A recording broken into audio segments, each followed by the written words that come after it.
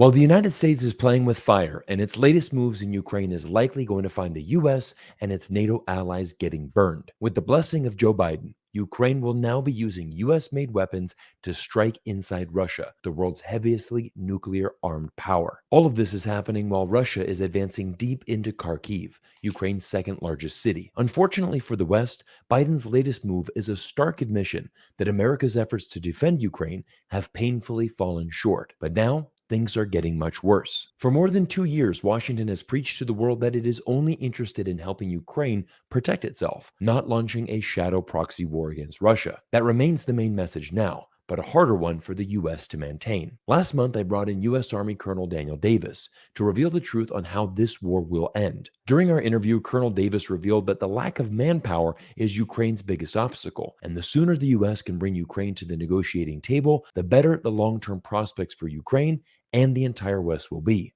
Once again, I'm honored to welcome Colonel Daniel Davis back to the show to help us all understand Biden's latest moves. He's going to reveal how this dangerously moves us closer to a full-blown out war with Russia. But make sure you stay tuned to the end of today's interview, as Colonel Davis reveals how the 2024 U.S. presidential election is playing a major part in the escalation and continuation of this conflict. Colonel Davis will also share his prediction on what will happen to Ukraine if Donald Trump wins. This is a fascinating chat for anyone who wants to understand the truth of America's efforts in Ukraine. Let's begin. All right, well, everybody, I'm very happy to welcome into the studio Danny Davis. Danny, you are a U.S. foreign policy analyst, obviously two Bronze Star medal for your service for the United States military. And Danny, just always really appreciate your insights. And I really want to talk to you about today's main topic here, which is the United States' decision to allow U.S. missiles to be fired from Ukraine into Russia.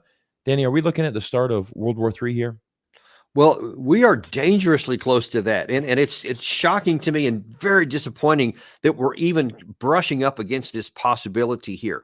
Because here's the thing, Cyrus, in my view, there is no possible upside to be able to expanding weapons, long-range weapons from the West in the United States into Russia proper, because it's not going to knock Russia out of the war. It's not going to diminish their conventional capacity, but it could cross red lines, which could cause them to finally retaliate. And we've been seeing increasingly strident comments from the senior leaders, from the president of the country to the minister of defense, their foreign affairs, to the former Dmitry Medvedev. I mean, a bunch of them, and they're just really being emphatic about what we're risking here. And it's just shocking to me that for something that has, in my view, no upside potential, it's not going to change the tactical or the conventional dynamic, but could risk escalation into a confrontation between nuclear superpower is just unfathomable. Yeah, it doesn't really make sense. I mean, why would you want to be firing U.S. missiles into Russia, which, like you just said, has the most nuclear warheads in the world? I mean, it's extremely dangerous. And what I'm really trying to understand here is I'm trying to understand Europe's position as well, Danny, because we saw, a few months ago, French President Macron, he came out and said, "I'm not going to rule out putting boots on the ground in Ukraine." We saw almost immediately Olaf Scholz from Germany just said, "No, we're not going to do that." And now it seems that they're pivoting away from that, and they keep going back and forth. Seems to be a lot of confusion in Europe. Well, there has been. In fact, just sticking with Olaf Scholz for a minute, I mean, he's also variously said, absolutely, we're not going to allow any of our Taurus missiles, any of our long-range missiles to be used on Russian territory, maybe. And then they go back and say, perhaps it will be. And then there's just equivocation across the board. And, when Macron first came out with that statement a couple of months back or whenever it was, when he was pressed on it, he was like, well, I'm just saying maybe. I'm just saying possibilities. And then it's like, as time went on, he's like, no, actually, yeah, I think that's a good idea. And so now that there's reports I saw earlier this afternoon that some early contingents of French trainers are on the ground already, and apparently some more are coming. Now, I can't speak to the veracity of it, but the reports seem to keep coming, and I haven't seen denials coming out of Paris. So we're going to see how that's going to work out. You also had the chairman of the Joint Chiefs of Staff, General Brown, who 2 or 3 weeks back also said, yeah, I kind of get the feeling it's going to be inevitable. At some point, trainers are going to go in there, and yeah, I guess that's probably going to happen. Again, it just kind of feels like this drift, that there's no coherent leadership being applied that says we're taking calculated decisions that have desired outcomes, or at least potential things that are going to be a benefit to us. It's like, let's just try some of this and see what happens. And that's a dangerous place when you're talking about a confrontation possibility between nuclear superpowers. Yeah, you know, and again, it just baffles me as we're just prolonging this war. And, you know, again, there's always a problem with the United States and our kind of strategic move here. You know, what is the long-term plan here? What is our exit strategy from, again, this ever forever war? Last time we spoke, Danny, was about a month ago, and you had shared a very interesting insight that Zelenskyy had said, you know, thank you for the 61 billion. By the way, we'd like to get a 10-year commitment from the United States. So, you know, pony up. You know, we'd really like you to keep funding this effort for a long time to come. So that's not a very positive, thing that many Americans want to hear at this point of the war. And I want to kind of ask you another question related to that. What do you think about Putin's comments that he actually had said, you know, Russia is willing to, you know, find a ceasefire here and basically find a way to end this war? What did you make of those comments from Putin? Yeah, that continues a long, consistent string that he has been saying since before the war, that he wants a negotiated settlement, that he wants some kind of a deal that guarantees the security of his country, but also meets the needs of the Ukraine side. So he's not just saying it's got to be a one-way deal, but he does say that we have non-negotiable requirements here. Right. And as I have said since before the war started, and every time this comes up since, the longer Ukraine waits to make a deal, the worse the conditions will ultimately be. And we're in that position now. But it shows that, you know, it shows the lie that the West keeps trying to make the Western public believe that, oh my God, we have to stop Putin here because otherwise he's going to be rolling into Western Europe and we're all going to be at war if he wins in Ukraine.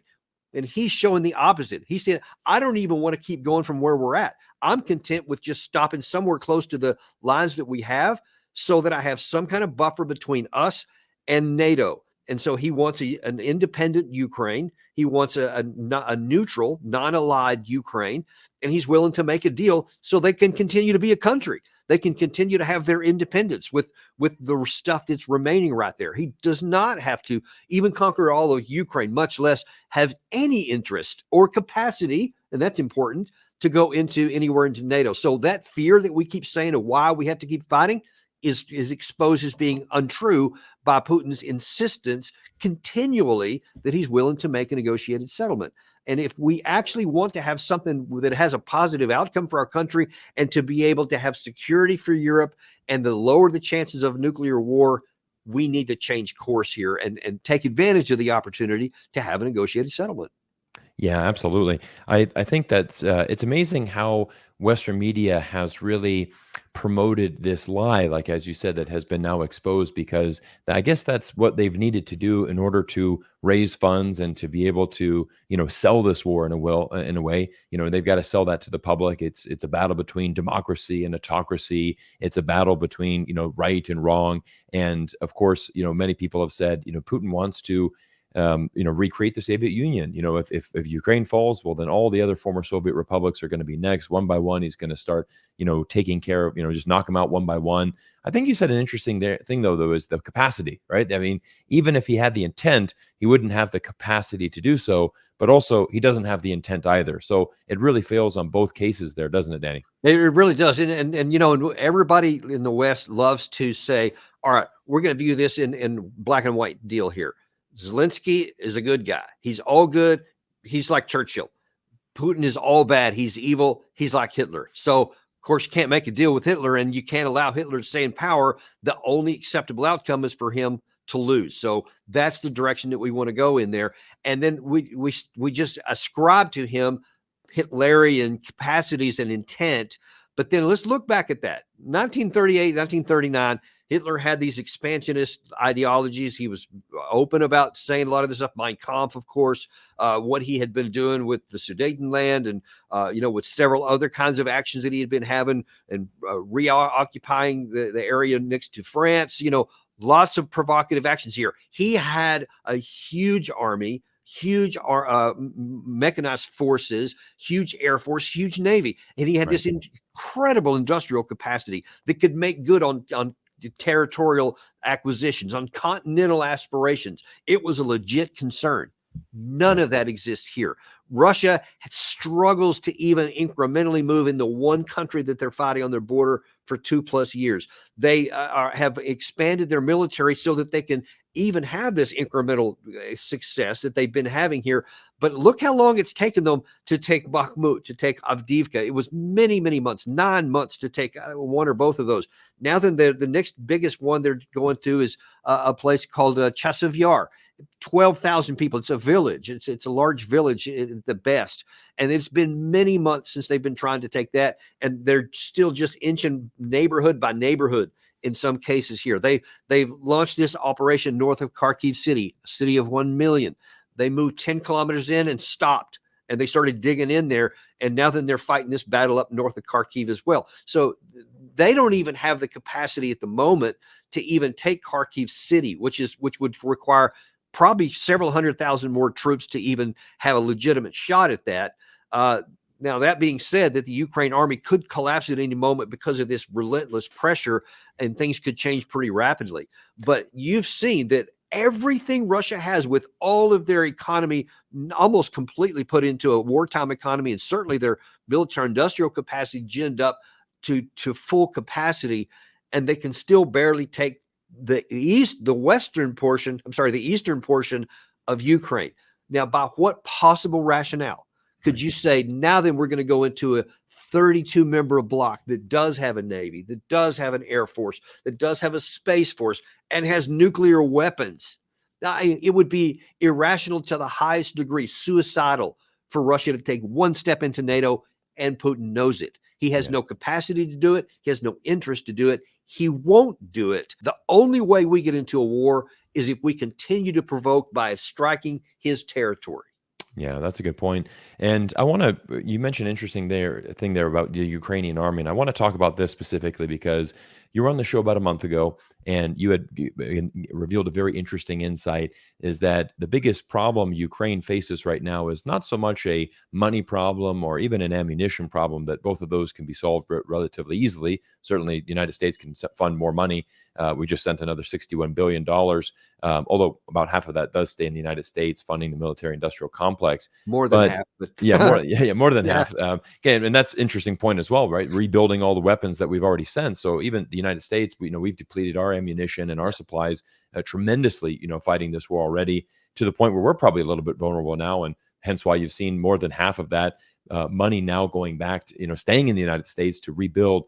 But what about, a month ago you said Ukraine, the biggest problem is actually men, right? There is a lack of men on the field, and that is the biggest issue that Ukraine is facing. We're now 1 month later. Has that situation improved at all, or does that just continue to be, the biggest issue that's facing the Ukrainian army right now? Yeah, it continues to be the biggest issue by far, because even in this new operation here, where the Russians have launched into a limited incursion north of Kharkiv city, you have Russia, after they went to about 10 kilometers, there was physical evidence that they had started bringing digging information, equipment in, engineering equipment to build up defensive and trench lines and whatever, meaning that their intent was to go that far and then stop. Meanwhile, the Ukraine side predictably moved lots of reinforcements up, because they couldn't assume that Russia was only going to go 10 kilometers deep, and that threat to their second biggest city. So they moved multiple brigades. I think I heard up to 8 brigades from elsewhere in the country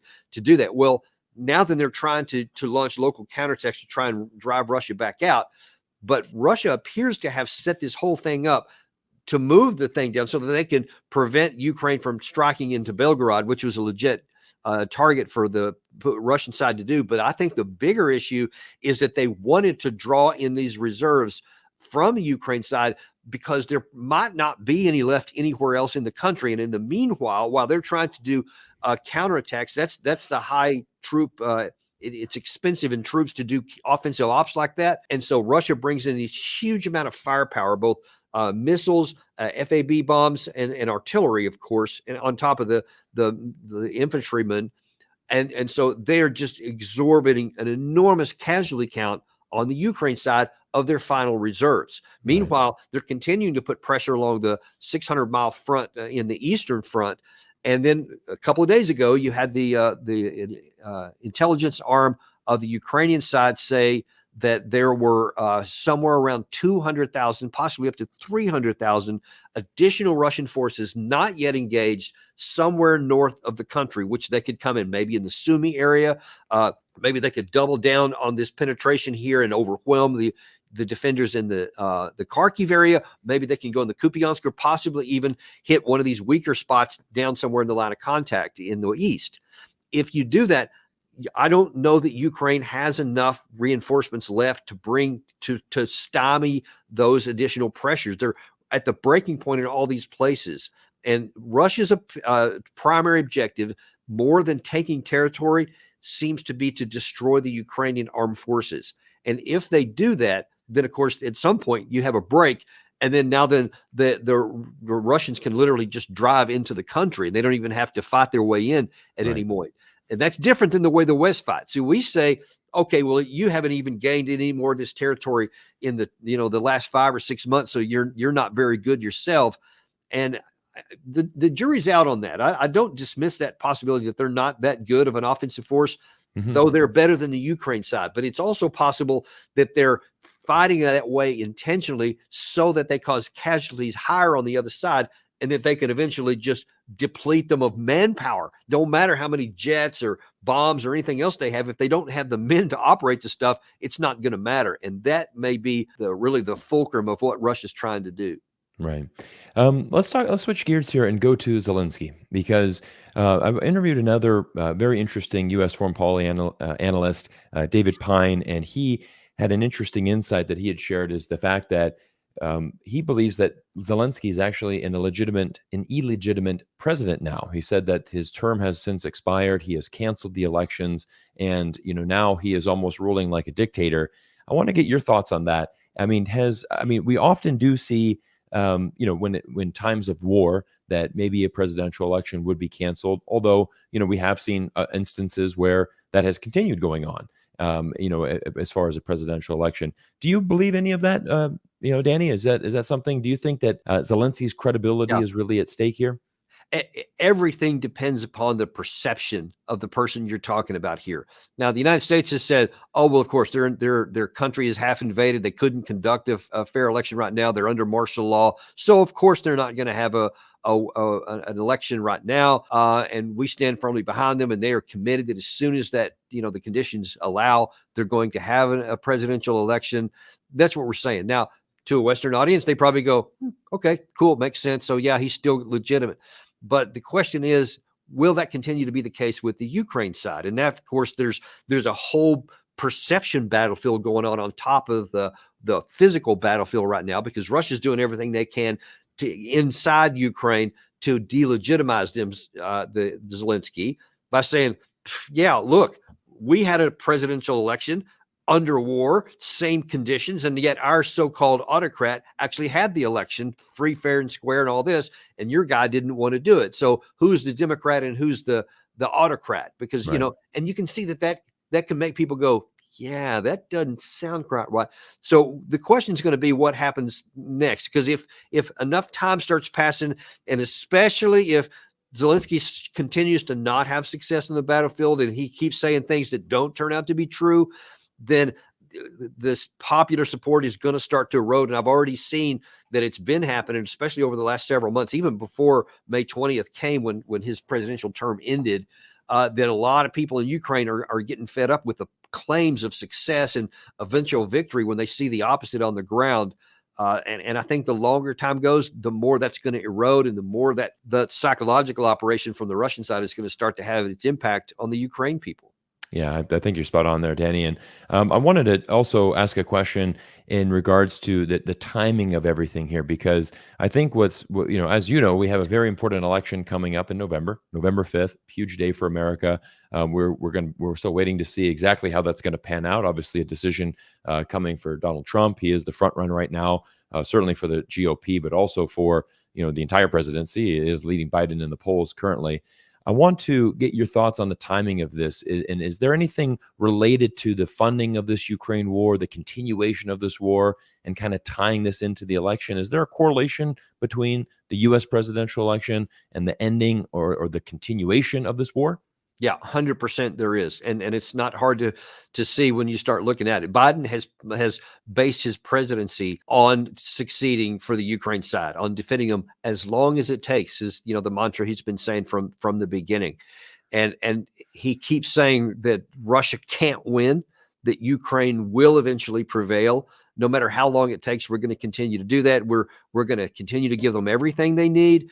And if in between now and the election, he suddenly says, actually, we've reevaluated and Ukraine can't win. So we're going to seek a negotiated settlement. You know that he would be just crucified politically in the public, where they would say, everything you said was wrong. Everything you tried was wrong. You said the same thing in Afghanistan. Look how disastrous that thing, worked out. It was terrible. Now you've done it here. You can see where that would respond with a lot of people. They recognize that, the Biden team does. So they're going to do everything in their power not to do that. So I think they have a strong incentive to want to drag this thing out past November the 5th. Then you might see them go, you know what? Now we're rethinking that, depending on how the election goes. Right. But that's just terrible, because they're also taking a big gamble in that. A couple of big gambles. First of all, they're gambling that the Ukraine army can remain viable between now and then. Then they see, this incremental progress here, and they're saying, okay, they can do that for, 5 or 6 months, no problem. And they've done it for 2.5 years. So you just project out or see how long they've done it, and you see how much territory they've got. And you're like, yeah, they can do that. I'm sure that'll be fine. It's not a linear calculation, because there's this unknown quality that I can't even predict about when an army breaks. Because, for example, you had almost the opposite situation happen in 1940 in France, where the Nazis were attacking into a combined British and French army. Huge. The land power on the continent, by all accounts, the French army was the dominant force. And it's especially joined by the British force, 200 and something thousand, I think it was, for the British alone. And they had these intricate plans. Of course, they had the Maginot Line, but they had all of these plans that had been rehearsing for years. They were ready for the Germans, sorry. They came across where they were expected at first, until they came across where they weren't expected in territory they didn't expect. And they made this armored penetration into the rear of this organization. And once the tanks moved in from the rear, and they just started literally driving through the French countryside, it unhinged everything, and the entire army collapsed overnight. And that's the best it was on the continent. Now imagine this one has been, has weathered all of this stuff for so long here. If Russia does finally break through somewhere, you can see where the similar thing could happen, where they could say, it's lost now. We can see that everything has failed, and now all of a sudden they're in the rear. There's no more point and people could collapse. I can't predict that, because they could also just say, doesn't matter, we're going to keep fighting no matter what. So it's impossible to know, but the probability grows the longer this goes, because the psychological harm to these kids that have been fighting all this time is just horrific. And they're going to be paying for this for generations to come, no matter what. And I'm talking the survivors here, but you just don't know when it's going to break. And I think that the Biden administration's gambling that it's not going to happen in between now and the end of the election, which could absolutely just hand it to President Trump, or former President Trump. And that's one gamble. The second gamble, which we kind of alluded to at the first here, is that we keep just poking Russia here and there and keep launching things into Russia, and that Putin, Ryabkov, or Dmitry Medvedev, they none of them mean what they say, and they don't escalate, and they don't strike Western targets, which could just catastrophically throw everything. And then an election is the last thing we need to be worried about.